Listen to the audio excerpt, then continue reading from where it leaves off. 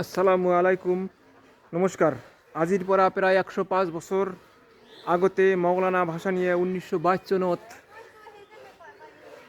স্থাপন করেছিল 390 নং ভাসানীচর সোয়ালি এলপি স্কুল। আৰু এইজনেই হৈছে মৌলানা আব্দুল হামিদ খান ভাসানী। আজিৰ পৰা প্ৰায় 105 বছৰ আগতে ছোৱালী শিক্ষাৰ কথা চিন্তা কৰাৰ পৰাই বুজা যায় যে কিমান দূৰদৰ্শী আছিল মৌলানা আব্দুল হামিদ খান ভাসানী।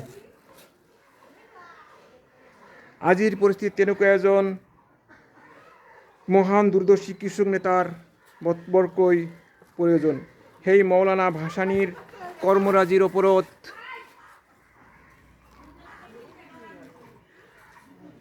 লিখা স্বৰচিত কবিতা আগবঢ়াইছোঁ। মোৰ কবিতাটোৰ নাম হৈছে মৌলানা ভাসানী। নাই আজি হাই কিয় আমাৰ মাজত আব্দুল হামিদ খান ভাসানী, স্বদেশ বিদেশত বিলাই গৈছে যিয়ে প্ৰকৃত অন্তৰৰ প্ৰেমবাণী।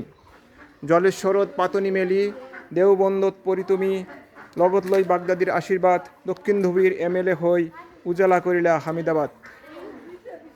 কমিউনিষ্ট ইছলাম বামপন্থীৰ সংগ্ৰাম,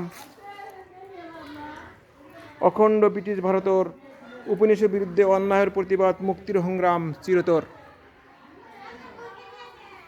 মজদুৰ মিস্ত্ৰী শ্ৰমিক কুমাৰ মেথুৰ মুচি তাঁতী স্বাধীনতাৰ সংগ্ৰামত সকলে আছিল মৌলানা ভাসানীৰ সঙ্গী সাথী। মুছলমান অমুছলমান একেই মাকৰ সন্তান ভবা নাছিল ভিনপৰ, জন্মক্ষেত্ৰ বংগভূমি, কৰ্মক্ষেত্ৰ অসম্ভৱী, ৰাজধানী পাতি ভাসানীচৰ। মুক্ত বুদ্ধি চিৰ জনমৰ, নিজকে দিছিল জলাঞ্জলি, যোদ্ধাৰ মহাজন ব্ৰিটিছৰ বিৰুদ্ধে বিদ্ৰোহক লৈছিল আকোৱালি। একেৰাহে যিজন কৰিছিল অৰ্জন, দেহভক্ত কৰ্মবীৰ, ভূমিনীতিৰ বাবে আজীৱন খাটিছিল, কৰা নাছিল নতশিৰ। সোণোৱালী ফচল হালোৱাৰ মাটি কৰি থৈ গৈছে নুৰানী, আমাৰ মাজত আছিল সেইজন ধ্ৰুৱতৰা মহাজ্ঞানী। অৱহেলিতৰ ওপৰত শোষণৰ বিৰুদ্ধে কাম কৰি ইনচানী, নিষ্পেষিতৰ বাবে দিছিল সদায় নিজৰ জীৱন কোৰবানী। লাঞ্ছিত বঞ্চিতক জগাই তুলিছিল ঢালি নতুন সঞ্জীৱনী। নাই আজি হাই কিয় আমাৰ মাজত আব্দুল হামিদ খান ভাসানী।